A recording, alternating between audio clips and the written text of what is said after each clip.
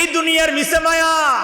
এই দুনিয়াতে যদি কেউ একটা ভালো বিল্ডিং দেয়, ঠ্যাঙের উপরে এক ঠ্যাং দিয়ে, কি যে একটা অহংকার, কি ভাব ভঙ্গি, তার কি চাল চলন, নামাজ নাই, হক হালাল নাই, সুদের লেনদেন করে, এমন বিল্ডিংওয়ালা ধনী মানুষ আছে না নাই? কথা বলেন। এমন ধনী মানুষ আছে, ঢাকাতে বাড়ি আছে, গুলশানে বাড়ি, দাঁড়াতে নামি নামি দামি দামি জায়গায় বাড়ি করেছে, মনে করেছে আমি একজন হয়ে গেছি আর কি।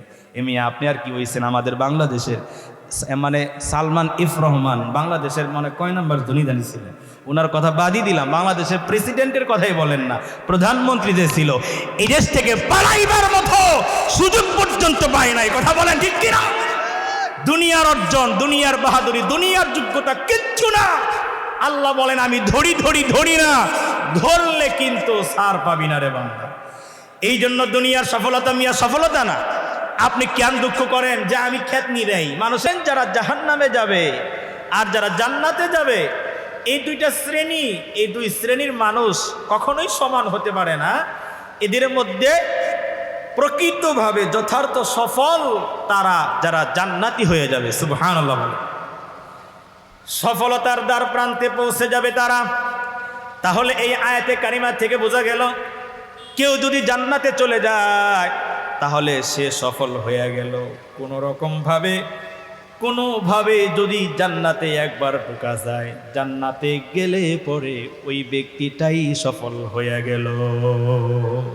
সফল আপনি জান্নাতে যাওয়ার আগ পর্যন্ত সফল হবেন না। মুমিনের টার্গেট হলো জান্নাত। মুমিনের দিলের ভিতরে এই আকাঙ্ক্ষা সব সময় বিরাজমান। মুমিন চিন্তা করে দুনিয়ার পার্থিব জীবন হলো ক্ষণস্থায়ী জীবন, এটা একেবারে অল্প সময়ের জন্য।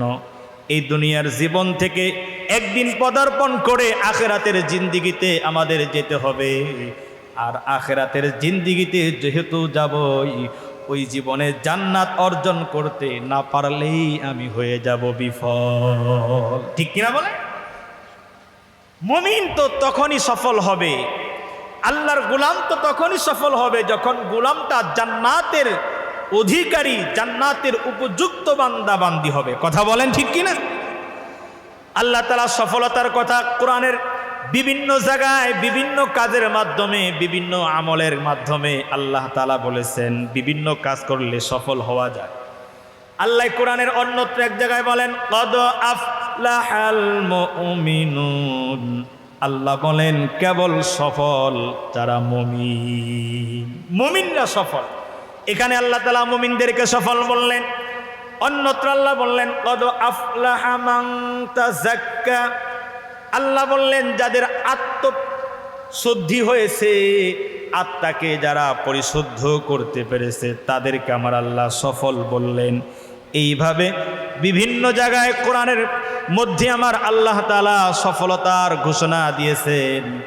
এক জায়গায় আল্লাহ বলেন ইয়া আইয়ুহাল্লাযীনা আমানুসবিরু ওয়াসাবিরু ওয়ারাবিতু ওয়াত্তাকুল্লাহ লাআল্লাকুম তুফলিহুন। আল্লাহু আকবার বলেন না? আল্লাহ তাআলা বলেন হে ঈমানদারেরা, ইয়া আইয়ুহাল্লাযীনা আমানুসবিরু, হে ঈমানদাররা তোমরা সবরকারী হয়ে যাও, সবর করো। আমানুসবিরু ওয়াসাবিরু, এরপরে আল্লাহ তাআলা 2 নম্বর গুণের কথা বলে, হে ঈমানদাররা 1 নম্বরে সবর করো, 2 নম্বরে সবরের উপরে অটলতা আনো, সবরের ভিতরে বিচল থাকো, অটলতার পরিচয় দাও, পরবিত এবং জিহাদের জন্য প্রস্তুত থাকো, ওয়াত্তাকুল্লাহ। 4 নম্বরে আল্লাহ তাআলা বললেন তোমরা ভয় করো আমি আল্লাহকে। এরপরেই আমার আল্লাহ বলেন এই 4 গুণের গুণান্বিত যদি কেউ হয়ে যায় লাআল্লাকুম তুফলিহুন। আল্লাহু আকবার বলেন। এই 4টা গুণ যদি অর্জন হয় কারো, তাহলে সে সফল। এখানে 4 গুণের অধিকারী মানুষদেরকে আল্লাহ সফল বললেন। কোরআনের সিরিয়াল অনুসারে 2 নম্বর সূরা সূরাতুল বাকারা। এই বাকারা সূরার ভিতরে আমার আল্লাহ তাআলা মুত্তাকিনদের ব্যাপারে আলোচনা করলেন।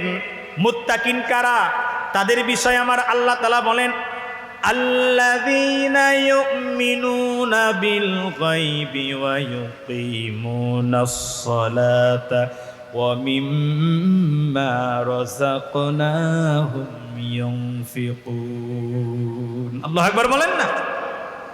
আল্লাহ তাআলা বললেন মুত্তাকিনের পরিচয় আমার আল্লাহ তুলে ধরলেন যে মুত্তাকিনদের গুণ হবে 6টা। তার মধ্যে 1 নম্বরে আল্লাহ বললেন যারা অদৃশ্যের উপরে বিশ্বাস স্থাপন করে, গায়েবের উপরে যারা ঈমান আনবে, অর্থাৎ যে মানুষগুলো আল্লাহকে না দেখে বিশ্বাস করেছে, নবীকে না দেখে বিশ্বাস করেছে, যে মানুষগুলো কবরের আযাব দেখে নাই কিন্তু বিশ্বাস করে, যে মানুষগুলো জান্নাত বিশ্বাস করে, জাহান্নাম বিশ্বাস করে, পুলসিরাত বিশ্বাস করে, মিজান বিশ্বাস করে, হাউজে কাউসার যারা বিশ্বাস করে, ফিরিস্তা যারা বিশ্বাস করে, এই যে না দেখা জিনিসগুলোর উপরে যারা বিশ্বাস স্থাপন করে, 1 নম্বর গুণ। এরপরে আল্লাহ তাআলা বলেন আল্লাযীনা ইউমিনুনা বিল গায়বি ওয়া ইউকিমুনাস সালাহ, এবং তারা নামাজ প্রতিষ্ঠিত করবে, নিজেও নামাজ পড়বে, নিজের পরিবারের লোকজনকেও নামাজ পড়াবে, নিজের সমাজের ভিতরে নামাজের দাওয়াতের কাজ করবে, অর্থাৎ সমাজের ভিতরে নামাজের দাওয়াতি কাজ প্রতিষ্ঠিত করবে এমন ব্যক্তি। 3 নম্বরে আল্লাহ তাআলা বললেন ওয়া মিম্মা রাযাকনাহুম ইউনফিকুন, আল্লাহর দেওয়া রিজিক থেকে আমার আল্লাহর রাস্তায় যারা ব্যয় করে। সুবহানাল্লাহ বলেন। এই 3টা গুণ গেল এক আয়াতের ভিতরে। 1 নম্বরে আল্লাহ বললেন গায়বের উপরে বিশ্বাস, 2 নম্বরে যারা নামাজি, নামাজ প্রতিষ্ঠা করে, 3 নম্বরে আল্লাহর দেওয়া রিজিক থেকে আল্লাহর রাস্তায় দান করে, 4 নম্বর আল্লাহ বললেন ওয়াল্লাযীনা ইউমিনুনা বিমা উনজিলা ইলাইকা ওয়া মা উনজিলা মিন ক্বাবলিক ওয়া বিল আখিরাতি হুম ইউকিনুন। আল্লাহু আকবার বলেন না। আল্লাহ তাআলা বলে বন্ধু আমার, যারা আপনার উপরে নাজিলকৃত কিতাবের উপরে বিশ্বাস স্থাপন করে, আপনার উপরে নাজিলকৃত কিতাবের উপরে যারা ঈমান আনে, এরপরে আল্লাহ বললেন 5 নম্বরে নবী আপনার পূর্ববর্তী নবী রাসূলগণের উপরে যেই কিতাব আমি আল্লাহ তাআলা নাজিল করেছিলাম ওই কিতাব সমূহের উপরে যারা ঈমান আনে, এবং আল্লাহ তাআলা বলেন ওয়াবিল আখিরাতি হুম ইউকিনুন, এবং নিশ্চিতভাবে আখিরাতকে যারা বিশ্বাস করে, এই 6 গুণে গুণান্বিত যারা, তাদের ব্যাপারে আমার আল্লাহ তাআলা বলেন উলাইকা আলা হুদাম মির রাব্বিহিম ওয়া উলাইকা হুমুল মুফলিহুন। আল্লাহু আকবার বলেন না। তাদের ব্যাপারে আল্লাহ বলেন এই 6 গুণ যার আছে, এই 6 বিষয়ের উপরে যারা ঈমান আনে, বিশ্বাস স্থাপন করে, তাদের ব্যাপারে আল্লাহ বলেন তারা তাদের নিজেদের রবের পক্ষ থেকে সুপথ প্রাপ্ত হয়ে গেল, হেদায়াত প্রাপ্ত হয়ে গেল। ওয়া উলাইকা হুমুল মুফলিহুন, আল্লাহ বলেন তারাই যথার্থ সফল। সুবহানাল্লাহ বলেন। এই যে আমার আল্লাহ তাআলা কোরআনের বিভিন্ন জায়গায় সফলতার কথা বললেন, ও আমার প্রিয় সিংহেরবাসী বাবারা ভাইয়েরা, যত জায়গায় আমার আল্লাহ সফলতার কথা বললেন, এই সফলতা মৃত্যুর পূর্বে যে কোনো সময় আবার বিফলতাও হতে পারে, বিফল হয়ে যেতে পারে। কারণ আপনি একজন মুমিন, আপনি একজন মুসলমান, আপনি একজন মুত্তাকিন, কিন্তু মৃত্যুর সময় যদি আপনার ঈমান হারায় যায়, কথা বলেন, মৃত্যুর সময় কালিমা নসিব হয় নাই, বেঈমান হইয়া কবরে গেলেন, তাহলে তো ওই সফলতা শেষ হয়ে গেল। এই জন্য চূড়ান্ত সফলতা হলো আল্লাহ তাআলা বলেন আসহাবুল জান্নাতি হুমুল ফাইজুন, চূড়ান্ত যথার্থ সফলতা হলো আল্লাহর জান্নাতে চলে যাওয়া। সুবহানাল্লাহ বলেন। চূড়ান্ত সফল হবে যদি আল্লাহর জান্নাতে যেতে পারে। আল্লাহর জান্নাতে যেতে চাই কি চাই না? আপনারা কি জান্নাতে যেতে চান? কথা বলে না, যেতে চান না?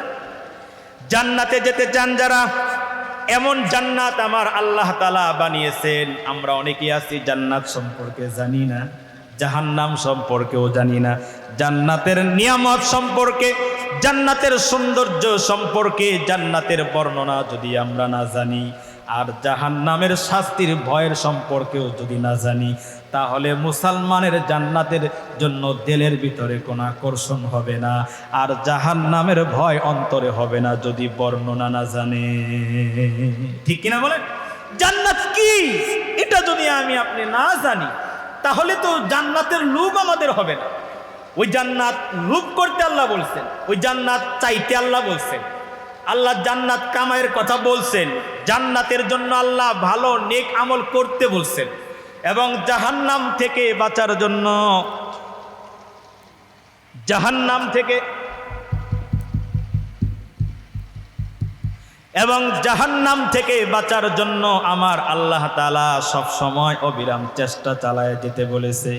এই জন্য আমার আল্লাহ তাআলা কোরআনের অন্যত্র বলেন, ওয়াসারিউ ইলা মাগফিরাতিম মির রাব্বিকুম ওয়া জান্নাতিন আরদুহাস সামাওয়াতু ওয়াল আরদ উইদ্দাত লিল মুত্তাকিন।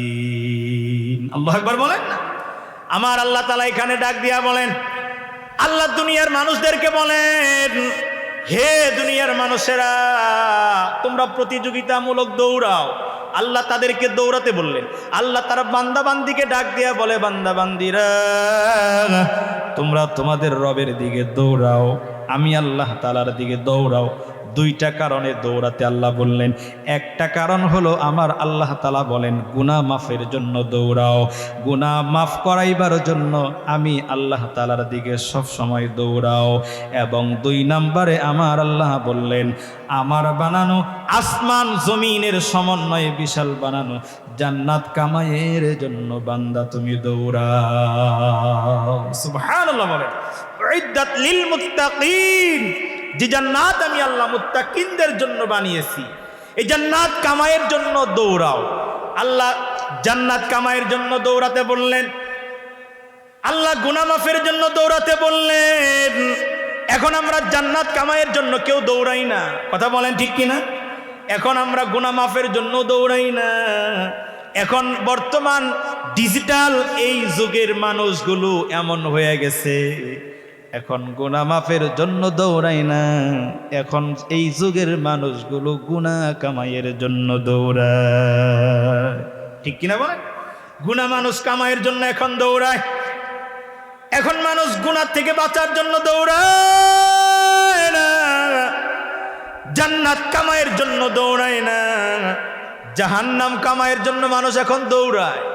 জাহান্নামে যাবে যে কাজ করলে, এমন কাজগুলো এমন গুনাহগুলো মানুষ বেশি করে, কথা বলেন ঠিক কিনা? জাহান্নাম থেকে বাঁচার কথা আল্লাহ বললেন, আর জান্নাত কামাইয়ের জন্য আমার আল্লাহ বললেন। বন্ধু, ওই জান্নাত সম্পর্কে আমাদের মূলত জানতে হবে। জান্নাতের নিয়ামতগুলি যদি আমরা না জানি, আর জাহান্নামের ভয় যদি আমাদের অন্তরে না থাকে, জাহান্নামের শাস্তি সম্পর্কেও যদি না জানি, তাহলে জাহান্নাম থেকে বাঁচার ভয় অন্তরে হবে না। আর জান্নাত সম্পর্কে না জানলে জান্নাত অর্জনের লোভ অন্তরে হবে না। ঠিক কিনা বলেন? কেমন জান্নাত আমার আল্লাহ বানিয়েছে? জান্নাত এটা আরবি শব্দ, জান্নাত এটা আরবি শব্দ, বাংলাতে বলা হয় বাগান। এটার পারিভাষিক অর্থ এমন হতে পারে, মনে করেন যেইখানে শান্তির কোনো সীমা নাই, যেখানে গেলে পরে যেই নিয়ামত দিয়া জান্নাত আমার আল্লাহ তাআলা সাজিয়েছেন, ওই জান্নাতের সংজ্ঞাটা এমন মনে করেন যে জান্নাতে আপনার চাহিদা মতো সব পাবেন, এমন কোনো জিনিস নাই যেটা আপনার দিল চাবে ওখানে নাই, এমন নয়। বরংস আপনি যা চাবেন সব কিছুর আয়োজন আমার আল্লাহ জান্নাত করেছে। কেমন জান্নাত আমার আল্লাহ বানিয়েছে? আমার আল্লাহর রাসূল মদিনার মরদুলাল নবী নবী মুহাম্মদুর রাসূলুল্লাহ সাল্লাল্লাহু আলাইহি ওয়াসাল্লাম জান্নাতের বর্ণনা দিয়েছেন। সাহাবীদেরকে জান্নাতের কথা আল্লাহর রাসূল ওয়াজ করে বুঝাইছেন। আল্লাহর নবী বলেন, ক্বালা রাসূলুল্লাহ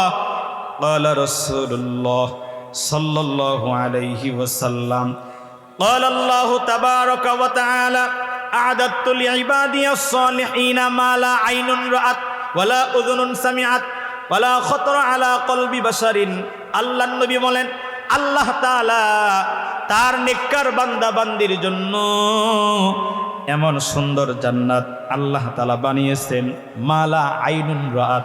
নবী বলেন দুনিয়ার কোনো চক্ষু নাই যেই চক্ষু দ্বারা জান্নাতের সৌন্দর্য দেখতে পারে। জান্নাতের সৌন্দর্য কোনো চক্ষু দিয়েই দেখা সম্ভব নাই। আবার আল্লাহর রাসূল বলেন ওয়ালা উযুনুন সামিআত, এবং দুনিয়ার জমিনের কোনো মানুষের এমন কান নাই যেই কান দ্বারা জান্নাতের উপযুক্ত বর্ণনা শ্রবণ করতে পারে। এমন কোনো চক্ষু নাই যে চক্ষু দিয়া জান্নাতের সৌন্দর্য দেখতে পারে, এমন কোনো কান নাই যেই কান দিয়া, যে কর্ণ দিয়া জান্নাতের একেবারেই প্রকৃত সৌন্দর্যের বর্ণনা শুনতে পারে। অসম্ভব। শুধুই তাই না, নবী বলেন ওয়ালা খাতারা আলা কলবি বাশারিন, ইভিন এমন কি মানুষের এমন কল্পওয়ালা কোনো মানুষও নাই যেই কল্প দিয়া আল্লাহর বানানো জান্নাতের সৌন্দর্যের, জান্নাতের যে সৌন্দর্য, জান্নাতের যে বর্ণনা, জান্নাত যে কেমন হবে এটা কোনো মানুষের হৃদয় দিয়া কল্পনাও করা সম্ভব নয়। সুবহানাল্লাহ বলেন। মানে কল্পনার বাহিরে। আপনি আমি কল্পনা করব, কি কল্পনা করব? এমন এমন এমন কি কল্পনা মিয়া? কল্পনার বাহিরে কেমন জানেন? মনে করেন জান্নাতে হাজারো হাজার আইটেমের যত নিয়ামত আমার আল্লাহ তাআলা রেখেছেন। শুধু মনে করেন আপনি যেই আসনটার মধ্যে বসবেন না, আপনার জন্য যে একটা সিংহাসন দেওয়া হবে, যেই চেয়ারটা আপনাকে দেওয়া হবে, ওই একটা চেয়ারের পায়ার যে ডিজাইন, সারা দুনিয়ার সমস্ত যত এরকম ইঞ্জিনিয়ার বলেন, যত মিস্ত্রি বলেন, সবাই মিলা চেষ্টা করলে একটা পায়ার ডিজাইন করতে পারবে, কথা বলেন। আর জান্নাতের একটা ইট বিক্রি করলে পরে গোটা দুনিয়ার সমান হবে না। অর্থাৎ গোটা দুনিয়া বিক্রি করলেও জান্নাতের একটা ইট কেনা সম্ভব হবে না। সুবহানাল্লাহ বলেন। এমন জান্নাত আমার আল্লাহ আপনার জন্য, আমার জন্য বানায় রাখছে। এমন জান্নাত, এমন জান্নাত গো, আমার আল্লাহ তাআলা বলেন ইন্নাল্লাযীনা আমানু ওয়া আমিলুস সলিহাতি কানাত লাহুম জান্নাতুল ফিরদাউসি নুজুলা খালিদিনা ফিহা লা ইয়াবগুনা আনহা হিওয়ালা। আল্লাহু আকবার বলেন। আল্লাহ তাআলা বলেন নিশ্চয়ই যারা ঈমান আনে, আল্লাহ বলে যারা ঈমানদার, যারা ঈমান এনেছে, ইন্নাল্লাযীনা আমানু ওয়া আমিলুস সলিহাতি, আল্লাহ তাআলা কোরআনের মধ্যে বলেন ঈমান আনার পরে যারা নেক আমল করে, ভালো কাজ করে। নেক আমল মানে হলো যে কাজ করলে আল্লাহ খুশি হয়, আল্লাহর রাসূল খুশি হয়, ওই কাজগুলো করে। আর যেই কাজ করলে আল্লাহও বেজার হয়ে যায়, আল্লাহর নবীও বেজার হয়ে যায়, ওই কাজগুলো করে না, তাদেরকেই আমলে সলেহ করনেওয়ালা বলা হয়। আমলে সলেহ ওই কাজগুলাকে বলে, ওই কাজগুলোই নেক আমল, ওই কাজগুলোই হলো ইমানদারের কাজ। ইমানদার সব সময় আল্লাহর সন্তুষ্টিতে কাজ করে। এই আল্লাহ তাআলা ঈমান আনার পরে যারা নেক আমল করে তাদের ব্যাপারে আল্লাহ বলেন যে আমি আল্লাহ তাআলা তাদের অতিথিয়তার জন্য, তাদের মেহমানদারির জন্য আমি আল্লাহ তাআলা সর্ব উৎকৃষ্ট সবচেয়ে সেরা জান্নাত, জান্নাতুল ফিরদাউস বানায়া রাখলাম। সুবহানাল্লাহ বলেন। যারা ঈমান আনে এবং যারা নেক আমল করে তাদের জন্য আল্লাহ মেহমানদারি করবে কি দিয়া? সর্বশ্রেষ্ঠ জান্নাত, জান্নাতুল ফিরদাউস দিয়া। সুবহানাল্লাহ বলেন না। কেমন জান্নাতুল ফিরদাউস? আল্লাহ তাআলা বলেন খালিদিনা ফিহা লা ইয়াবগুনা আনহা হিওয়ালা। আল্লাহু আকবার। আল্লাহ বলে এমন জান্নাত, সেথায় এমন একটা পরিবেশ, স্থায়ীভাবে মানুষ বসবাস করবে।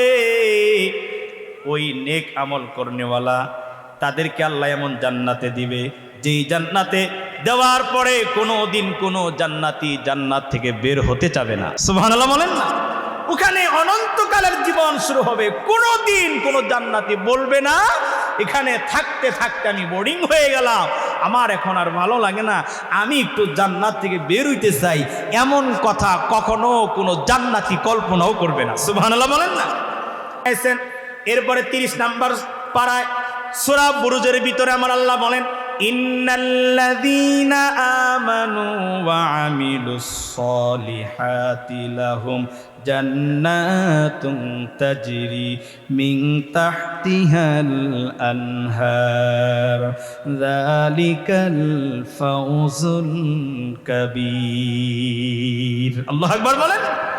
এখানে আমার আল্লাহ তাআলা বলেন, যারা নিশ্চয়ই যারা ঈমান আনে এবং নেক আমল করে, সৎ কাজ করে, আমলে সালেহ করে, আল্লাহ তাআলা বলেন তাদেরকে আমি আল্লাহ জান্নাত দেব।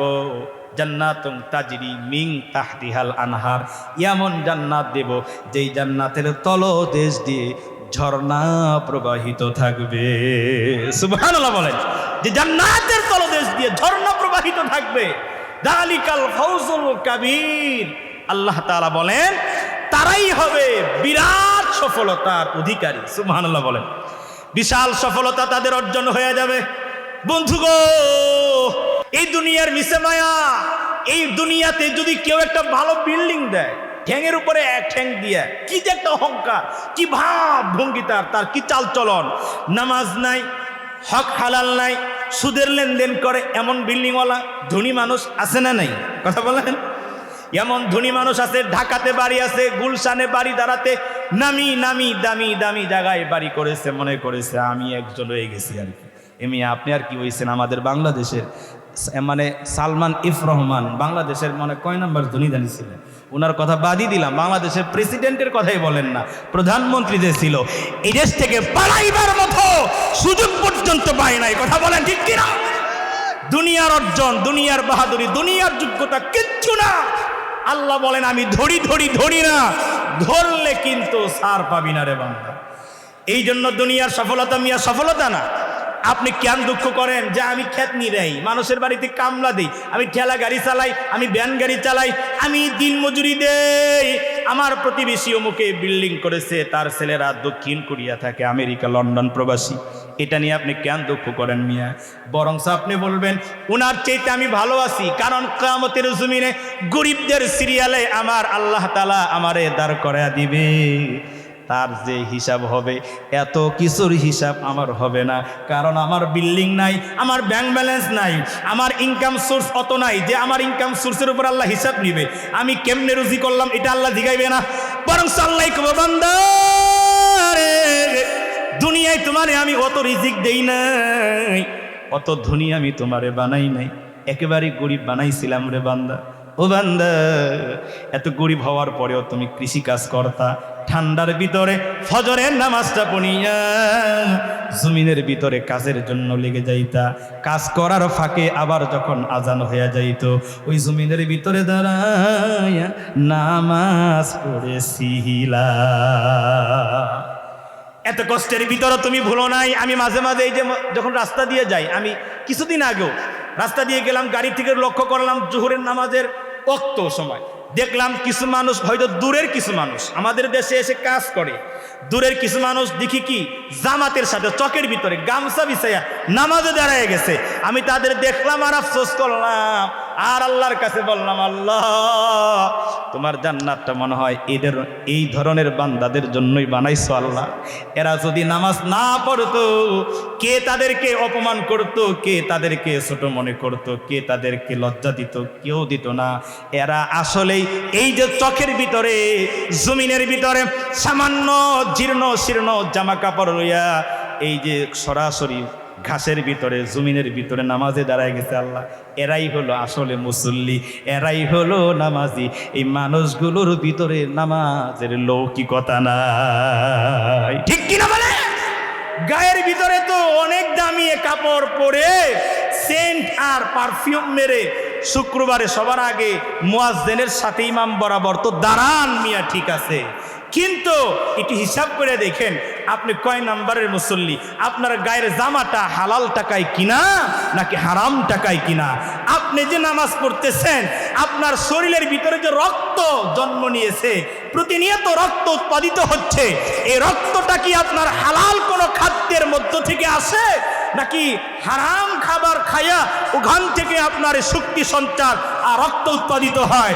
যদি তা হয় তাহলে এই হারাম খানা খাওয়ার কারণে আপনার এই দেহ সুঠাম হতে পারে, শরীরে রক্ত টকবক করতে পারে, গায়ের জামাটা অনেক দামি হতে পারে, মাথার টুপিটা পাগড়িটা দামি হতে পারে, জায়নামাজটাও 1000 টাকার দাম হতে পারে, কিন্তু আপনার এই সিজদাটা আমার আল্লাহর কাছে অত দামি না যেই মানুষটা সময় পায় না, সর্বশেষে এসে কাজ থেকে বিরত হইয়া সামান্য জীর্ণ শীর্ণ পুরান কাপড় পইয়া একেবারে মসজিদের বারান্দায় সিঁড়িতে দাঁড়ায় যায়, ওই লোকটার সিজদা আপনার সিজদার চাইতে 1000 গুণ বেশি আল্লাহর কাছে দাম। কথা বলেন ঠিক কি না?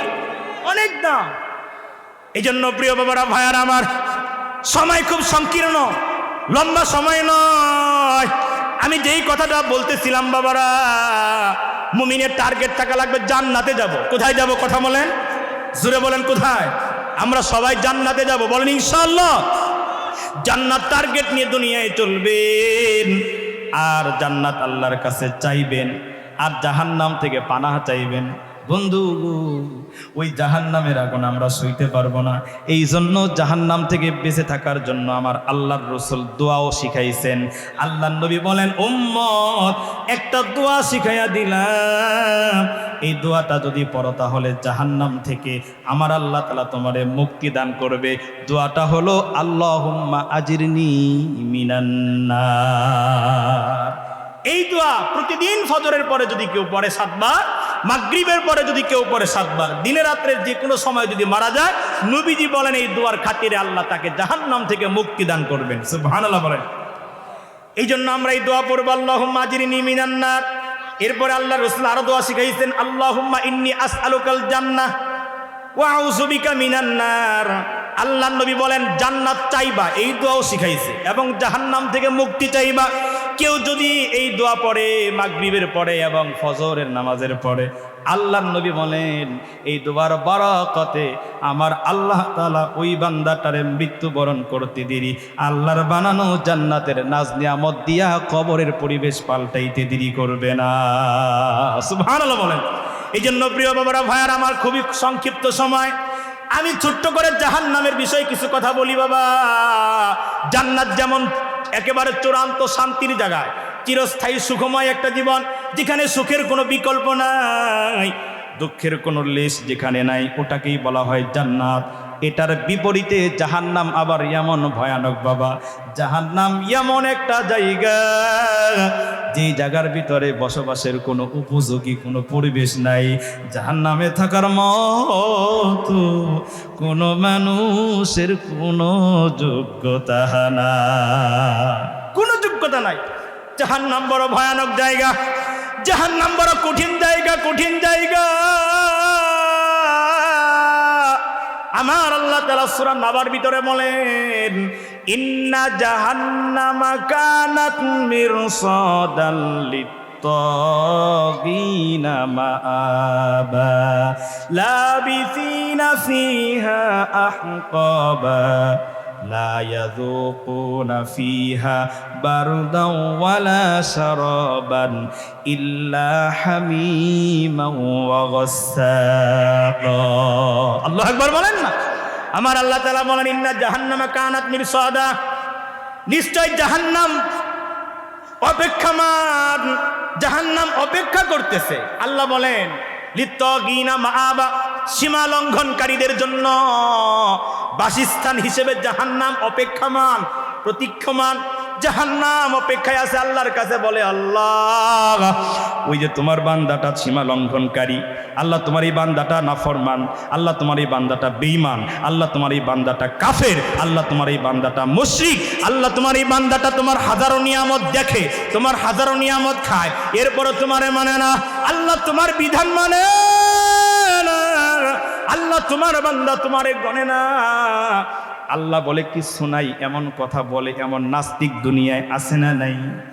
আল্লাহর সাথে বিদ্রোহ করে, আল্লাহর ব্যাপারে কটু কথা বলে, আল্লাহর সাথে শরীক করে, এমন মানুষগুলোর জন্য লিত্তাগিনা মাআবা, জান্নাত আবাসস্থল হিসেবে অপেক্ষমান হয়ে থাকে, ওই মানুষগুলোর জন্য নাফরমান যারা, সীমা লঙ্ঘনকারী যারা, তাদের ব্যাপারে এরকম আমার আল্লাহ তাআলা বলেন লাবিসিনা ফিহা আহকাবা, আর ওই জাহান্নামে তাদের দেওয়া হবে যুগের পর যুগ, ওই জাহান্নামের ভিতরে তারা থাকবে, শতাব্দীর পর শতাব্দী ওই জাহান্নামের ভিতরে থাকবে।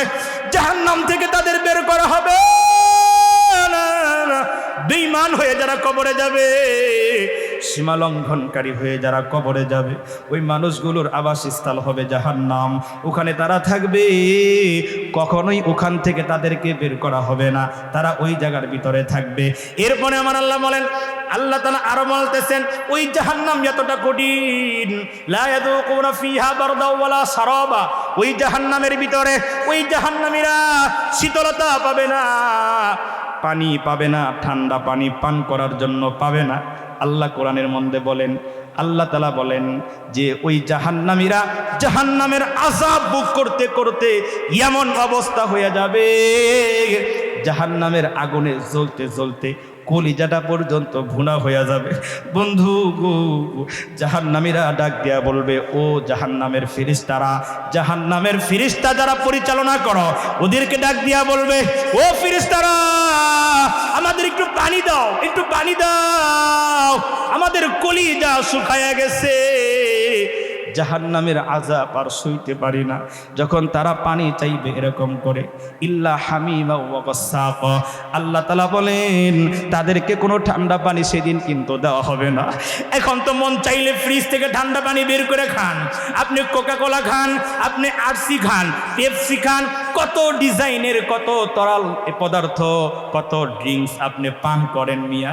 ওই জাহান্নামে যদি আল্লাহ না করুক কেউ চলে যায়, তারা জাহান্নামের আযাবের কারণে এতটা তৃষ্ণার্ত হয়ে যাবে, পাগলের মতো হয়ে যাবে, ডাক দিয়া বলবে পানি দাও পানি। আল্লাহ তাআলা বলেন ইল্লা হামিমা ওয়া গাসসাকা, ঠান্ডা কোনো পানি দেওয়া হবে না, বরং তাদের জন্য জাহান্নামীরা শরীরের মধ্য থেকে যেই ঘাম বের হবে, জাহান্নামের আগুনে পোড়ার কারণে যেই ঘামগুলো বের হবে, শরীরের মধ্যে ঠোসা পড়ে যাবে, শরীরের ঠোসার ক্ষত জায়গা থেকে মাংস খসে খসে পড়বে, এরকম এরকম পুজ আর দূষিত রক্তগুলো প্রবাহিত হতে থাকবে। ওই জাহান্নামীদের রক্ত, জাহান্নামীদের ঘাম, জাহান্নামীদের এরকম পুজগুলো এক জায়গার ভিতরে জমা হয়ে একটা ঝর্ণার মতো হবে, নদীর মতো হবে। আল্লাহ বলবেন, ও জাহান্নামী ফেরেশতারা, আমার এই নাফরমান বান্দাটারে কত ভালো ভালো খাওয়াইছিলাম, কত সুস্বাদু খাবারগুলো খাইছিল, একটাবারও আমি আল্লাহর প্রশংসা করে নাই, আলহামদুলিল্লাহ আমার বান্দার জবানে আমি আল্লাহ কখনো শুনি নাই। আজকে জাহান্নামে এরকম পানির তৃষ্ণার কারণে পানি চাচ্ছে, তাদেরকে ওখান থেকে ওই দূষিত পৌষ, ওই দূষিত রক্ত, ওগুলো গরম করে ফুটন্ত গরম বানায়া তাদের সামনে তুলে ধরো। জাহান্নামী ফেরেশতারা ওই রক্ত দূষিত গাম আর পোজের পানিগুলো গরম করে তাদের সামনে আনবে। এমন দুর্গন্ধ, এমন দুর্গন্ধ, জাহান্নামীরা বলবে, ও জাহান্নামের ফেরেশতারা, এই কি পানি আমাদের সামনে আনলা, এগুলো কি পান করা যায় নাকি? বলে, হ্যাঁ হ্যাঁ, ইল্লা হামিমা ওয়া গাসসাকা, আমার তোমাদের জন্য এই শরবতের ব্যবস্থা করেছে, তোমরা পান করে নাও। তখন জাহান্নামীরা পান না করেও থাকতে পারে না, কারণ কলিজাটা ছিঁড়ে যায়, ওই দূষিত রক্ত, ওই পানিগুলো তখন পান করতে শুরু করে দিবে। ওই পানিগুলো এতটাই গরম হবে, কিতাবের মধ্যে আসছে, মুফাসসিরিনে কেরাম বলেন, পানি পান করার সাথে সাথে ভিতরের কলিজা, নাড়ি ভুঁড়িগুলো সব গলে পায়খানার রাস্তা দিয়ে বেরিয়ে যাবে। আল্লাহু আকবার! এ হলো জাহান্নামের কঠিন আযাব।